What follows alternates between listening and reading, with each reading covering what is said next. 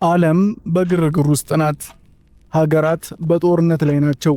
የተፈጥሮ አደጋዎችን ምድርን እያናወጡ ነው። ቴክኖሎጂ ከመቼውም ጊዜ በበለጠ በፍጥነት እያደገ ነው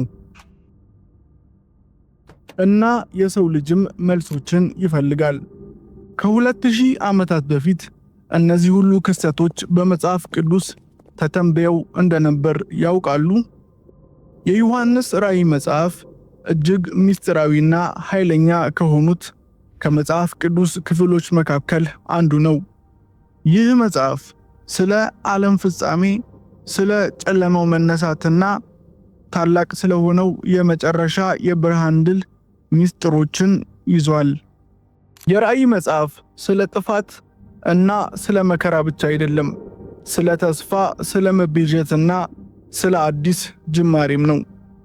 ዛሬ በራእይ መጽሐፍ ትንቢቶችና መገለጦች ውስጥ እንጓዛለን። እስከ መጨረሻው አብራችሁን ቆዩ፣ ምክንያቱም ይህ መጽሐፍ ስለ መጨረሻው ዘመን ይነግረናል፣ የተዘጋጀም ኑሮ እንድንኖር ያሳስበናል።